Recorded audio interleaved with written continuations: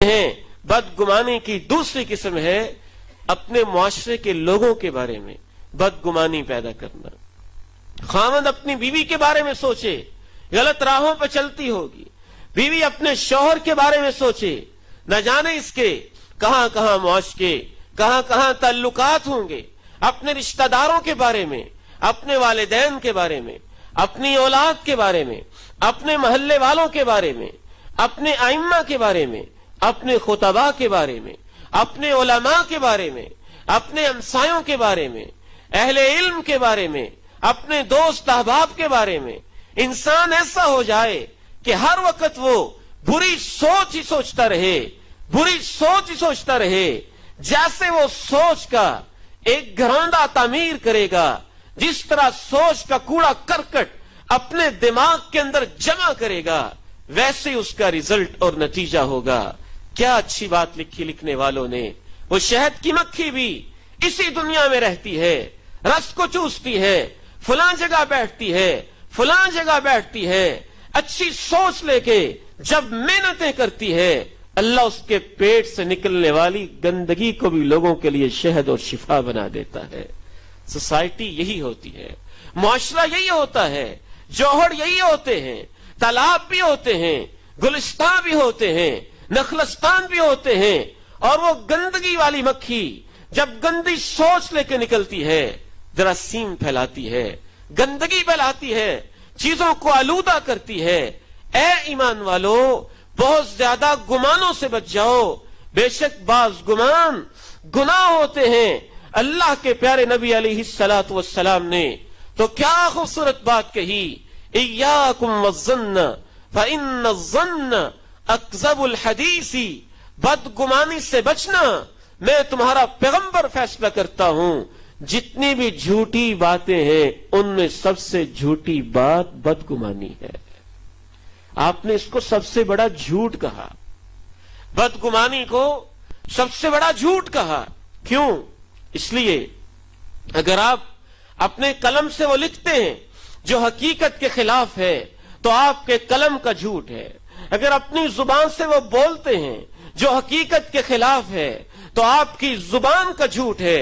اور اگر آپ وہ سوچتے رہتے ہیں جو حقیقت کے خلاف ہے تو یہ آپ کی سوچ کا جھوٹ ہے. اور باقی دونوں جھوٹوں سے یہ بڑا جھوٹ کیوں ہے؟ یہ اس لیے ہے کہ جب آپ قلم سے لکھتے ہیں کتنے جھوٹ لکھ لیں گے، زبان سے بولتے ہیں کتنے فیصد جھوٹ بول لیں گے، لیکن اگر آپ کا دماغ غلط سوچوں کا عادی ہو گیا تو آپ ہر وقت غلط سوچیں ہی سوچتے رہیں گے. لہذا اس لیے اللہ کے پیارے نبی علیہ السلام نے بدگمانی کو بدترین جھوٹ قرار دیا. یہ آپ کی سوچ کا جھوٹ ہوتا ہے، آپ کے خیالات کا جھوٹ ہوتا ہے، آپ کے مختلف قسم کے معاملات کا جھوٹ ہوتا ہے کہ آپ کسی انسان کے اوپر اعتماد کرنے کے لیے تیار نہیں ہوتے. ہر وقت کوئی نہ کوئی کمزوری، کوئی نہ کوئی فالٹ، کوئی نہ کوئی نقص ڈھونڈتے رہنا. جب یہ آپ کی عادت بن جاتی ہے تو یہ بدگمانی کا مرض اگر میاں بیوی میں آ جائے تو یہاں بھی یہ رشتہ ناپائیدار ہو جاتا ہے. خاندان میں آ جائے تعلقات تباہ ہو جاتے ہیں. پارٹنرز میں آ جائے تو کاروبار تباہی کے دہانے پہ پہنچ جاتا ہے. معاشرے میں آ جائے تو معاشرہ اس کا مقدر تباہی ہو جاتی ہے. اگر حکومت اور رعایا کے درمیان میں آ جائے یہاں بھی اس کا نقصان ہوگا. اور اگر پوری عوام میں آ جائے تو وہ عوام بھی اپنا مقدر اپنے ہاتھوں سے تباہ کر رہی ہے. یا ایھا الذین آمنوا، اے ایمان والو، اجتنبوا کثیرا من الظن، بہت زیادہ بدگمانیوں سے بچو. ان بعض الظن اسم، بعض گمان گناہ ہوتے ہیں. ان الظن اکذب الحدیث، بدگمانی بدترین جھوٹ ہوتا ہے. امام جعفر رحمہ اللہ نے کیا خوبصورت بات کہی، فرمایا اگر تمہارے بھائی سے کوئی غلطی ہو جائے تو 70 قسم کے عذر تلاش کیا کرو.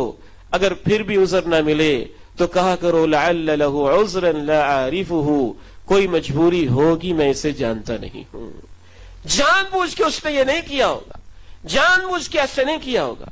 ہاں ایسا شخص جو واقعتاً آپ کو کئی دفعہ دھوکہ دے چکا ہے، ایسا شخص جو واقعتاً کئی دفعہ آپ کے ساتھ فراڈ کر چکا ہے، ایسا انسان جس کا زہریلے پن کا آپ کئی دفعہ اس کا شکار ہو چکے ہیں، تو پھر یہاں احتیاط کیا جائے گا۔ رسول اللہ صلی اللہ علیہ وسلم نے ارشاد فرمایا، لا یلدغ المؤمن من جوہر واحد مرتین، صحیح بخاری میں مومن آدمی ایک بل سے 2 دفعہ نہیں ڈسا جاتا ہے، وہ محتاط ہوتا ہے۔ تو فرق کیا ہوا بدگمانی اور احتیاط میں؟ جہاں دلائل موجود ہیں کہ بندہ نقصان دہ ہے اور آپ کو نقصان دے چکا ہے، آپ کو ڈوج کر چکا ہے، آپ کو دھوکہ دے چکا ہے اور آپ عملاً اس کے ظلم کا شکار ہو چکے ہیں، وہاں احتیاط کی جائے گی۔ لیکن جہاں کوئی ایسی بات نہیں ہے، اس نے نہ دھوکہ دیا، نہ فراڈ کیا، نہ ایسی علامتیں، نہ ایسے واضح قرائن موجود ہیں، اور خام خواہی آپ بد اعتمادی کا شکار ہر انسان کے بارے میں ہونے لگے، تو یہ بدگمانی ہوگی اور یہ بدترین گناہ ہوگا۔ اور آگے بڑھیے، اور آگے بڑھیے۔ بدگمانی کی یہ قسم بھی ہمارے معاشرے میں پائی جاتی ہے۔ صبح صبح کوئی گاہک دکان پہ آ گیا، ہم سمجھتے ہیں کہ یہ آ گیا، اگر اس کو میں نے خالی بھیج دیا تو سارا دن کہیں منحوس نہ ہو جائے۔ کوئی کمزور انسان مل گیا تو اس کو دیکھ کے بدگمان ہو گئے۔ کوئی گھر کی منڈیر پہ اگر کوئی الو اوپر گھر سے گزر گیا، اس کو دیکھ لیا تو ہم ڈر میں پڑ گئے، آج پتہ نہیں کیا ہوگا۔ کالی بلی دیکھ لی تو پھر ڈرنے لگے، اس طرح سے کوئی ایسی چیز دیکھ لی تو پھر خوف کا شکار ہو گئے، بدگمانیوں میں مبتلا ہو گئے کہ پتہ نہیں کیا ہو جائے گا۔ یہ جو منگل کا دن ہوتا ہے، اس بارے میں بدگمان ہو گئے کہ یہ دن اچھا نہیں ہوتا، یہ دن بڑا خطرناک، بڑا بھاری ہوتا ہے۔ فلان جگہ جو ہے وہ بڑی ثقیل ہے، بڑی بھاری ہے، فلان جگہ ایسی ہے، فلان رہائش ایسی ہے، فلان انسان ایسا ہے، فلان شخص ایسا ہے۔ محرم کا مہینہ، اس میں اگر شادی کر لینا تو بڑا نقصان ہوتا ہے۔ مہینوں کے بارے میں بدگمانیاں، شہروں کے بارے میں بدگمانیاں، جگہوں کے بارے میں بدگمانیاں، وقت کے بارے میں بدگمانیاں، دن کے بارے میں بدگمانیاں، ملک کے بارے میں بدگمانیاں، وطن کے بارے میں بدگمانیاں، یہ سب بدگمانیوں کی بدترین شکلیں ہوتی ہیں۔ اور اس میں سے بعض شکلیں وہ ہوتی ہیں اگر انسان اس بدگمانی کا شکار ہو جائے تو اللہ کے پیغمبر نے اسے شرک کی قسم قرار دیا ہے۔ آپ جا رہے تھے کام کے لیے، راستے میں ایسے ہی کوئی پرندے کالے نظر آ گئے، آپ نے کہا صبح صبح یہ پرندے نظر آ گئے، میں یہ کام نہیں کروں گا، اس میں تو نقصان ہو جائے گا۔ فلاں شخص نظر آ گئے، آپ واپس آ گئے اور آپ نے کہا نہیں، اب تو میرا نقصان ہو کر ہی رہے گا۔ فلاں منحوس شخص صبح صبح آ کے اس سے ملاقات ہو گئی ہے۔ امام ابن قیم الجوزیہ رحمہ اللہ نے بڑا خوبصورت واقعہ لکھا ہے، فرماتے ہیں ایک بادشاہ تھا، صبح صبح اس کی ملاقات، صبح بالکل صبح جاتے ہوئے اپنے شاہی دربار میں ایک معذور اور بیچارہ معذور انسان اس سے ملاقات ہو جاتی ہے اور اپنے جلادوں کو حکم دیتا ہے اسے پکڑو اور جیل میں قید کر دو۔ منحوس انسان صبح بادشاہ کے سامنے آ گیا ہے، سارا دن اس کو جیل میں رکھا اور جب اپنے کام وام سے فارغ ہوا، رات کہا کہ اس کو باہر نکال دیا جائے۔ وہ باہر آیا، امام ابن قیم الجوزیہ رحمہ اللہ لکھتے ہیں اس میں جرأت اور جسارت ہوئی اور اس نے پوچھ لیا، بادشاہ سلامت، اجازت ہو تو پوچھنا چاہتا ہوں میرا قصور اور جرم کیا تھا؟ بادشاہ نے کہا تیرا جرم یہی تھا کہ صبح میں اپنے شاہی دربار میں آ رہا تھا اور تو لنگڑاتا ہوا میرے سامنے آ گیا، معذور انسان، میں نے سوچا آج میرا دن اچھا نہیں گزرے گا۔ پوچھا بادشاہ سلامت پھر آپ کا دن کیسے گزرا؟ کہنے لگا بہت اچھا گزرا۔ اس نے بڑی پتے کی بات کہی، کہا اجازت ہو تو ایک عرض کرنا چاہتا ہوں، بولو کیا کہنا چاہتے ہو؟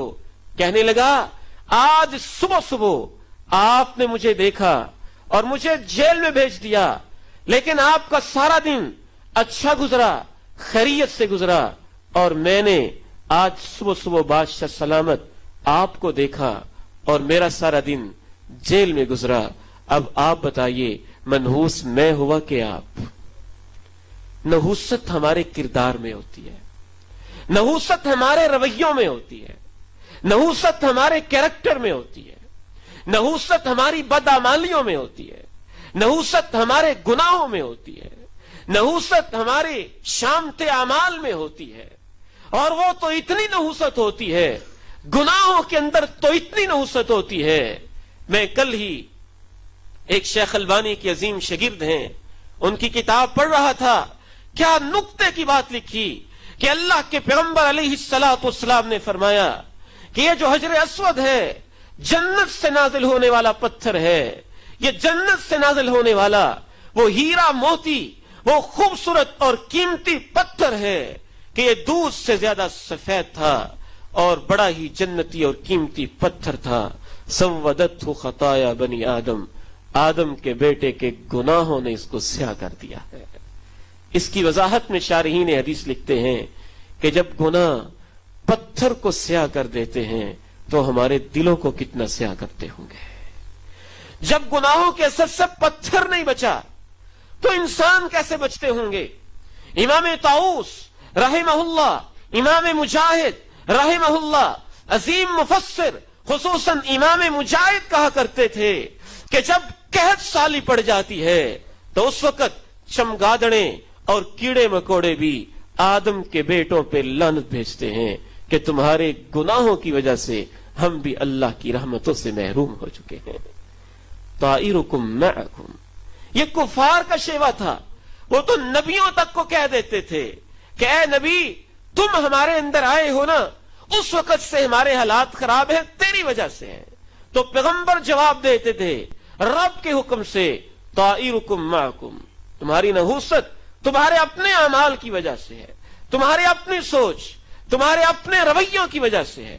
اور اللہ کے پیغمبر علیہ السلام نے دو ٹوک کہہ دیا، الطیرۃ شرکن، الطیرۃ شرکن، الطیرۃ شرکن، یہ سمجھنا کہ فلاں چیز ایسی ہے اس کی نحوست کی وجہ سے میرا کام خراب ہو گیا ہے، یہ شرک ہے، یہ شرک ہے، یہ شرک ہوتا ہے۔ کوئی چیز منحوس نہیں، کوئی دن منحوس نہیں، کوئی وقت منحوس نہیں، کوئی رات منحوس نہیں، کوئی انسان منحوس نہیں، کوئی شہر منحوس نہیں، کوئی پرندہ منحوس نہیں، کوئی جگہ منحوس نہیں، کوئی مہینہ منحوس نہیں، کوئی چیز منحوس نہیں۔ نحوست ہمارے گناہوں میں ہے، نحوست ہمارے اعمال میں ہے، نحوست ہماری اپنی بدعمالیوں میں اور ہمارے اپنے برے کردار کے اندر ہوتی ہے۔